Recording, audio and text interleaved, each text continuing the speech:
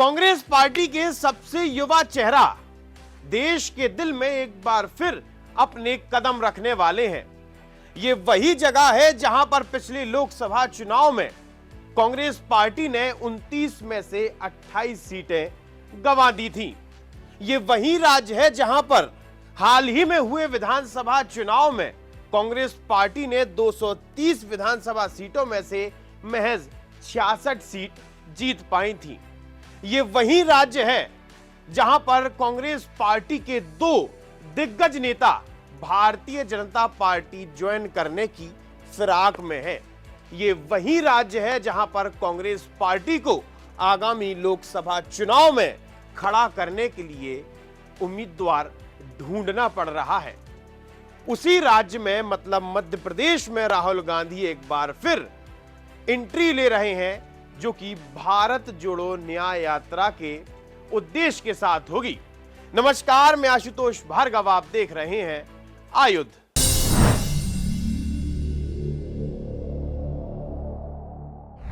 राहुल गांधी की भारत जोड़ो न्याय यात्रा पूर्वी राज्यों से शुरू होकर अब जल्द ही मध्य प्रदेश में एंट्री लेने वाली है। अगर देखा जाए तो बीते दिनों से राहुल गांधी की यह भारत जोड़ो न्याय यात्रा भीड़ आम सभाओं से ज्यादा राहुल गांधी के बयानों की वजह से चर्चा में है। राहुल गांधी ने पिछले दिनों अपनी सभा के अंदर पत्रकारों से भी अजीब तरीके से बात की। इसी के साथ ही उन्होंने उत्तर प्रदेश में वाराणसी में काशी में एक बयान दिया कि उत्तर प्रदेश के युवा रात में शराब के नशे में रहते हैं और सड़कों पर लौटते नजर आते हैं, जिसके बाद कई सारे राजनेताओं ने इस बात पर अपनी अपनी प्रतिक्रिया दी। चलिए तो अब विषय पर आते हैं। विषय है कि मध्य प्रदेश में राहुल गांधी की एंट्री होने वाली है। 2 मार्च को राहुल गांधी धौलपुर राजस्थान से होकर मुरैना आएंगे। मुरैना में इस दिन आम सभा होगी, जिसके बाद 3 तारीख को राहुल गांधी का कार्यक्रम ग्वालियर में रहेगा। इसके बाद शिवपुरी में उनका एक रोड शो रहेगा और रात्रि विश्राम रहेगा।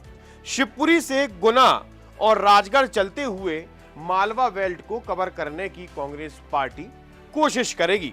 इसी के साथ शाजापुर, उज्जैन में राहुल गांधी की आम सभाएं रहेंगी।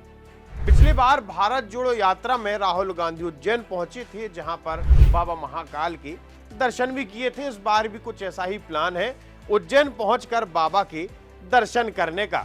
इसी के साथ 5 तारीख की रात्रि में धार और 6 तारीख को रतलाम में आम सभा करने के बाद राहुल गांधी राजस्थान की ओर निकल जाएंगे। अगर देखा जाए तो धार, झाबुआ और रतलाम काफी महत्वपूर्ण जिले हैं, क्योंकि ये पूरा का पूरा क्षेत्र आदिवासी बाहुल्य है और सारी की सारी राजनीतिक पार्टियां अपना पूरा का पूरा फोकस इन्हीं आदिवासी बेल्टों में रखती हैं। अगर आज से 1.5 साल पुरानी बात की जाए तो राहुल गांधी की भारत जोड़ो यात्रा का रूट भी यही था, जो कि बुरहानपुर रतलाम से होते हुए आगर मालवा की तरफ बढ़ी थी।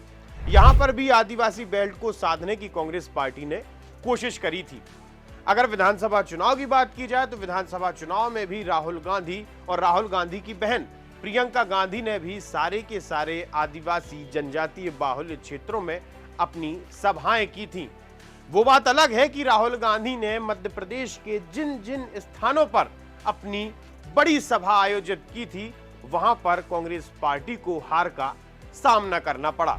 लेकिन इस बार फिर कांग्रेस पार्टी साथ ही राहुल गांधी लोकसभा चुनाव में अपनी दम आजमाने के लिए आदिवासी क्षेत्र और मालवा को साधने की कोशिश कर रहे हैं। एक खास बात यह भी है कि जिस समय राहुल गांधी की भारत जोड़ो यात्रा निकल रही थी, उस समय चंबल क्षेत्र का काफी कार्यकर्ता अपने क्षेत्र को छोड़कर मालवा क्षेत्र में राहुल गांधी की यात्रा का हिस्सा बना था और कहीं ना कहीं चंबल क्षेत्र का कांग्रेस पार्टी से जुड़ा हुआ कार्यकर्ता उपेक्षा का शिकार भी हुआ था। कार्यकर्ताओं ने इस बात की शिकायत की, जिसके चलते हुए राहुल गांधी इस बार भारत जोड़ो न्याय यात्रा की शुरुआत मध्य प्रदेश के चंबल बेल्ट से कर रहे हैं, जहां पर मुरैना, ग्वालियर, शिवपुरी, गुना होते हुए ये यात्रा राजस्थान की ओर बढ़ेगी। अब देखना यह है कि राहुल गांधी, जो कि लोकसभा चुनाव से ठीक पहले मध्य प्रदेश में कांग्रेस पार्टी को एक बार फिर जगाने आए हैं, क्या उनका इस बार का ये कदम सार्थक साबित होगा?